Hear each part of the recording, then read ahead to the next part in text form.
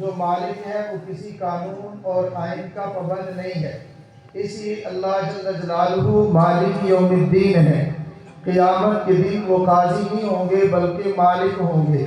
قاضی اور مالک میں فرق یہ ہے، قاضی آئین اور قانون کا پابند ہے۔ قاضی کے سامنے ایک چور گیا، اس کے سامنے شواہد پیش ہوئے، قاضی پابند ہے کہ اس کو چور کو سزا دے۔ جب اس نے سزا دے دی تو اس سے بڑی عدالت کے لیے پیشی ہوتی ہے، اس میں آدمی اپنی سفارشی کرواتا ہے۔ اگر وہ عدالت سزا دے دے اس سے بڑی عدالت میں جایا جاتا ہے۔ پاکستان کے اندر اگر جج ہے سیشن کورٹ کا، وہ سزا دینے کا پابند ہے، شواہد پیش ہو جائیں، پھر ہائی کورٹ ہے وہ پابند ہے، سپریم کورٹ ہے پابند ہے۔ اس سے بڑا اگر صدر ہو وہ قانون اور آئین کے مطابق فیصلہ نہیں کرتا، بلکہ وہ چاہے تو سزا دے دے چاہے تو معاف کر دے۔ سزا سے بچنے کے لیے وکیل پیش کیا جاتا ہے اور قاضی کے لیے پیش کیا جاتا ہے وکیل، اور مالک کے سامنے وکیل پیش نہیں کیا جاتا بلکہ سفارشی پیش کیا جاتا ہے۔ اللہ جل جلالہ قیامت کے دن کے مالک ہیں۔ اللہ چاہے تو سزا دے چاہے تو معاف کر دے۔ جب قیامت کا دن ہوگا لوگ پیش ہوں گے، لوگ اس وقت اللہ کے سامنے اپنے آئین اور قانون کے مطابق کوئی وکیل نہیں پیش کریں گے بلکہ اپنے سفارشی پیش کریں گے۔ اور دنیا کے اندر رہتے ہوئے اگر کسی کی ضرورت ہے تو وہ ضرورت کسی کی ہے۔ مجھے اور سکول اور مدرسے کے اندر فرق کیا ہے؟ صرف میں ایک بات عرض کرنا چاہتا ہوں، سکول نے مجھے اور آپ کو وکیل دیا ہے۔ وکیل ضرورت اس کی ہے جو عدالت کے اندر جائے گا۔ سکول اور کالج نے ڈاکٹر پیش کیا ہے، ڈاکٹر ضرورت اس کی ہے جو بیمار ہوگا۔ انجینئر سکول نے پیش کیا ہے، انجینئر ضرورت اس کی ہے جو مکان بنائے گا، جو روڈ بنائے گا۔ اور سکول نے سائنسدان پیش کیا ہے، سائنسدان ضرورت اس کی ہے جس نے گاڑی لینی ہے، جس نے ایجادات سے نفع حاصل کرنا ہے۔ مدرسے نے وکیل، ڈاکٹر، انجینئر، سائنسدان نہیں بنایا بلکہ ایک حافظ اور عالم بنایا ہے۔ اس لیے بنایا ہے جہاں پہ وکیل کی ضرورت ہے، وکیل کی ضرورت کسی کی ہے، ڈاکٹر کی ضرورت کسی کی ہے، انجینئر کی ضرورت کسی کی ہے، لیکن قیامت کے دن سفارشی ضرورت ہر کسی کی ہے۔ اس لیے مدرسے نے وہ وکیل نہیں بنایا جو بحث کرتا ہو، بلکہ مدرسے نے مجھے اور آپ کو ایک حافظ قرآن اور عالم دین دیا ہے، ایسا دیا ہے جو میری اور آپ کی شفاعت کرے گا۔ دنیا کے اندر ایک انسان بیمار ہوتا ہے، اس کو ہسپتال میں لے جایا جاتا ہے، جہاں پر اسلام آباد میں پہنچے، علاج کرایا، ڈاکٹر نے جواب دے دیا، وہ دوسرے ہسپتال میں پہنچا، اس نے جواب دے دیا، بیرون ملک لے جایا گیا، جب وہاں پہ پہنچا اب ڈاکٹر نے جواب دے دیا، جب وہاں پہ لاجواب ہوا وہاں پہ فون کر کے جامعہ محمدیہ سے کہتے ہیں حضرت مولانا تنویر علی صاحب آپ مہربانی کے لیے میرے ابا کو تمام ڈاکٹروں نے جواب دے دیا ہے، آپ طلباء سے کہیے کہ وہ سورہ یاسین پڑھ لیں، وہ قرآن پڑھ کے دعا کیجیے تاکہ میرے ابا کے لیے آسانی ہو جائے۔ دنیا میں موت کی وقت کی آسانی کے لیے ضرورت حافظ قرآن کی ہے، اور قبر کے اندر آسانی کی ضرورت کے لیے ضرورت حافظ قرآن کی ہے۔ قیامت کا دن ہوگا، نفسہ نفسی کا عالم ہوگا، ہر ایک کو اپنی پڑی ہوگی، اس وقت ضرورت شفاعت کی ہے۔ اللہ جل جلالہ مالک یوم الدین ہے، قیامت کے دن میرے اللہ مالک ہے، میرے اللہ چاہے تو معاف کر دے، اگر کسی کو معاف نہیں فرمائیں گے تو وہاں پر شفاعت کی ضرورت پڑے گی، وہاں پر سفارشی کی ضرورت پڑے گی۔ مدرسے نے سفارشی پیدا کیے ہیں اور وہ سفارشی ایک حافظ قرآن کی صورت میں ہے، وہ سفارشی عالم قرآن کی صورت میں ہے۔ سفارشی کتنے آدمیوں کی کرے گا؟ حافظ قرآن 10 آدمیوں کی شفاعت کرے گا، عالم دین 40 آدمیوں کی شفاعت کرے گا۔ میں ایک ذوق عرض کرتا ہوں میرے عزیز دوستو، میرا اللہ قدرت والا ہے، میں سرگودا سے چلا حضرت مولانا تنویر علی صاحب دامت برکاتہ کے پاس آیا. مولانا کو میں نے کہا کہ مولانا میں آپ کے مدرسے میں آیا. مولانا پوچھتے ہیں آپ کتنے لوگ ہیں؟ میں نے کہا ہم لوگ 4 لوگ ہیں. کہتے ہیں ٹھیک ہے تشریف لائیے. میں نے اس لیے پوچھا آپ کے لیے میں 4 بستروں کا بندوبست کر دو, آپ کے لیے میں کھانے کا بندوبست کر دو. جب میں یہاں پہ پہنچا دسترخوان لگنے والا تھا. مولانا سے میں نے عرض کیا مولانا آپ کو میں نے 4 آدمیوں کا کہا, آپ نے بھی 4 آدمیوں کا انتظام کیا, دسترخوان تو لگنے والا ہے. میرے چند مہمان میرے دوست ہیں, مجھ سے پوچھا ہم ملنا چاہتے ہیں. میں نے کہا جامعہ محمدیہ میں آ جائیے. انہوں نے کہا کہ ہم نے تو کھانا بھی کھانا ہے, ہمیں کھانے کی ضرورت ہے.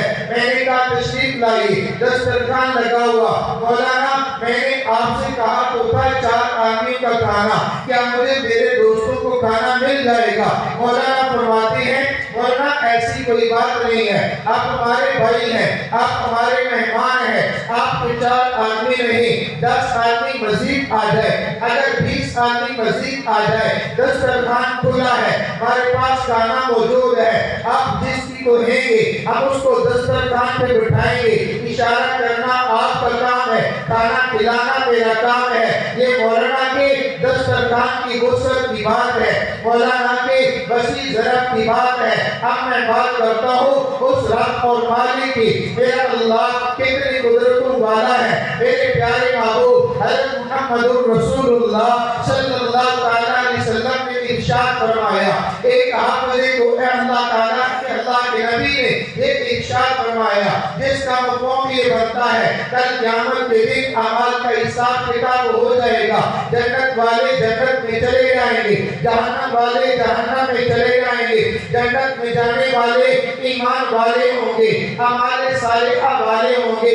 جہنم میں جانے والے کفار اور مشرکین ہوں گے, یا پھر بعض وہ گناہگار ایمان والے ہوں گے جو اپنے گناہوں کی وجہ سے جہنم میں جائیں گے. اب جہنم کے اندر مکالمہ ہوگا, وہ ایمان والے گناہگار جو جہنم میں ہوں گے ان سے کفار اور مشرکین بطور تانا کی بات کریں گے, تم تو ایمان والے تم بھی جہنم میں جلے, ہم تو کافر اور مشرک ہم بھی جہنم میں جلے. اب بتاؤ نا فرق کیا رہ جائے گا؟ اب بتاؤ نا فرق کیا ہے؟ تم بھی آگ میں ہم بھی آگ میں, تم بھی جہنم میں ہم بھی جہنم میں. اب بتائیے نا فرق کیا ہے؟ اللہ جل جلالہ ان کے مکالمے کو سنیں گے, پھر میرے اللہ فرشتوں کو حکم دیں گے اے فرشتوں جاؤ جہنم کے اندر غوطہ لگاؤ.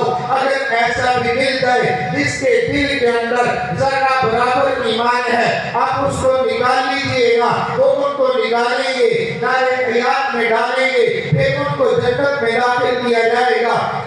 میرے پاک محبوب نے فرمایا وہ آخری جہنمی جو جہنم سے نکل کے جنت میں جائے گا اس کو جنت اتنی بڑی ملے گی, اس دنیا سے 10 گنا بڑی جنت ملے گی. میرے عزیز دوستو جو آخری جہنم سے نکلا وہ جنت میں داخل ہوا, اس دنیا سے 10 گنی بڑی جنت اس کو ملے گی. جو اس سے پہلے گیا وہ جنت کتنی بڑی ملے گی, جو اس سے پہلے گیا اس کو جنت کتنی بڑی ملے گی. اور وہ ایمان والے اعمال صالحہ والے ان کو ملنے والی جنت کتنی بڑی ہوگی. شہداء کی ملنے والی جنت کتنی بڑی ہوگی, صلحاء کو ملنے والی جنت کتنی بڑی ہوگی, مفسرین کو ملنے والی جنت کتنی بڑی ہوگی, محدثین کو ملنے والی جنت کتنی بڑی ہوگی, فقہاء کو ملنے والی جنت کتنی بڑی ہوگی, تبع تابعین کو ملنے والی جنت کتنی بڑی ہوگی, تابعین کو ملنے والی جنت کتنی بڑی ہوگی.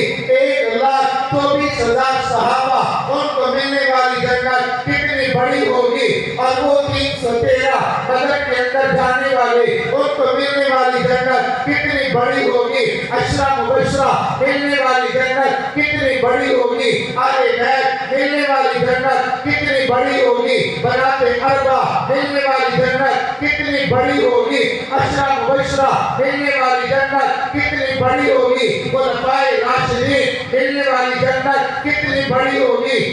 1,24,000 انبیاء ملنے والی جنت کتنی بڑی ہوگی، اور جنتوں کا خالق میرا اللہ کتنا بڑا ہے، اس کی جنت کے خزانے کتنے بڑے ہیں۔ اگر ایک حافظ قرآن اس مقام پہ کھڑے ہو کے، میں نے عرض کیا ذوق کر سکتا ہوں، ایک حافظ قرآن کھڑا ہو جائے گا، ایک عالم دین کھڑا ہو جائے گا، میرے اللہ آپ کے نبی نے ارشاد فرمایا حافظ قرآن شفاعت کرے گا، 10 کو جنت مل جائے گی، عالم شفاعت کرے گا، 40 کو جنت مل جائے گی۔ اے میرے اللہ اب 10 تو پوری ہوگی جس کا وعدہ تھا، 40 تو پوری ہوگی جس کا وعدہ تھا، میرے اللہ میرے رشتہ داروں میں سے کچھ اور بھی بچ گئے، دوستوں میں کچھ اور بھی بچ گئے، اے میرے اللہ میں ان کی بھی شفاعت کرتا ہوں۔ میں کی رات میں یہ ذوق کہتا ہے، میرے اللہ فرمائیں گے اے حافظ قرآن تو کیا سمجھتا ہے، صرف میں 10 نہیں اگر 100 کی طرف اشارہ کر دو میں ان کو جنت دے دو، میری جنت میں فرق نہیں آئے گا۔ اے عالم دین اشارہ کرنا تیرا کام ہے، جنت میں پہنچا دینا میرا کام ہے، 1 نہیں 10 نہیں اگر لاکھ آدمی کی طرف بھی تو اشارہ کرے گا میں جنت عطا کروں گا۔ اللہ جل جلالہ کا شکر ہے ہمارے اس جامعہ محمدیہ نے ہمارے سفارشی پیدا کیے ہیں، چاہے وہ حافظ کی صورت میں ہو، چاہے وہ عالم کی صورت میں ہو، چاہے وہ قاری کی شکل میں ہو، میرا اللہ اسی طرح ہمارے اس جامعہ کو دن دوگنی رات چگنی ترقی عطا فرمائے، اور تا قیامت اسی طرح حفاظ علماء ہمارے قیامت کے دن کے سفارشیوں کو تیار کرتا رہے۔ وآخر دعوانا الحمدللہ رب العالمین۔